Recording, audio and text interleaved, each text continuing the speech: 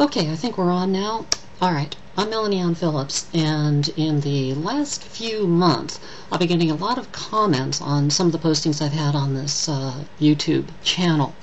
One of them has to do with physical characteristics of transsexuals, saying that there is a physical tie-in that you can look at that a lot of transsexuals have that matches what's going on in their brains. Okay, so first of all, one of these comments says, how can you say I don't understand when I've answered the comment, and you're trying to explain to me about what this is, and I'm telling you I understand it completely, and you're wrong, say they to me. Well, the fact is, the way they explain it back to me is not what I'm saying, and that's why they don't understand. Let me explain it to you like this. Alright, the point is, and I don't know how well you can hear this or see this, but the point is that when a woman takes her arms and puts them like this down by her sides with the palms facing the legs, the arms will sit flushly against the body. When a man puts his arms flushly against the legs, they will fit exactly the same way. But when a woman turns her palms outward, there's an angle, and you can't make your arms sit flush against your legs. Whereas when a man will turn his arms sideways like that with the palms outward, the arms still go straight against the legs like that, even when the palms are turned out.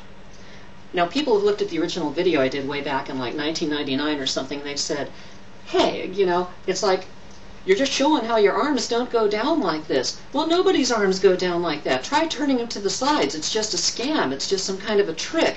You know, turn them to your sides and you'll see they go down. Well, you know, you're right. If I take my palms like this and they don't go down and I turn my arms like this, they do. Wow. Okay, I'm not saying that a single individual, a single woman, or a single transsexual cannot take their arms like this and turn them and have them go flat. That's not the point. This is why you don't understand, okay? I'm saying that it's different between men and women. Now forget about transsexuals for a moment. Just think about men and women, okay?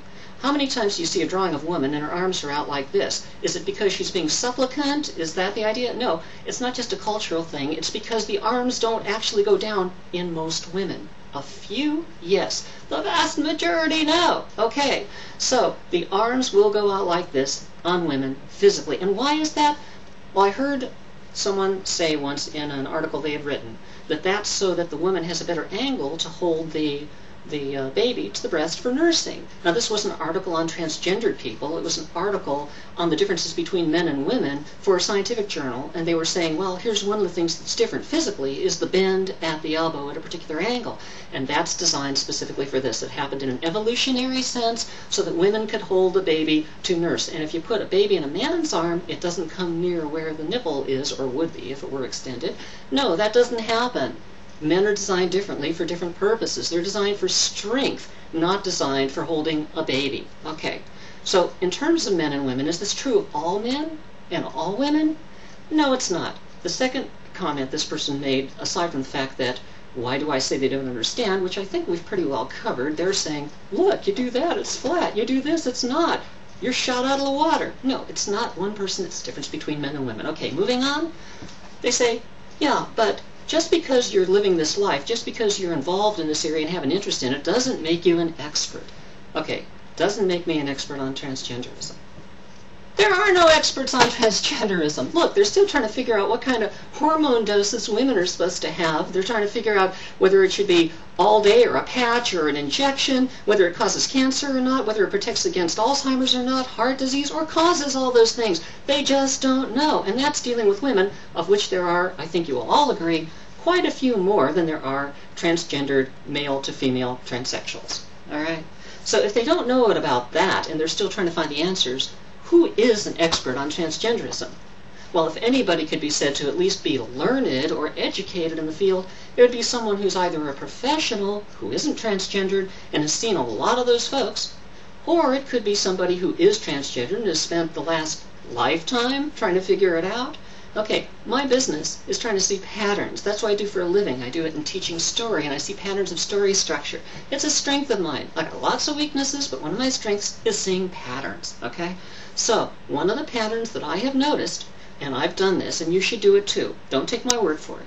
Go out to a coffee shop, sit down, look at the men, look at the women, and take a little hash mark and note whether they have their arms, when they're out like this, they come flush against the legs, like I can't do, okay? Even if I try, I cannot do, or whether they stick out like this.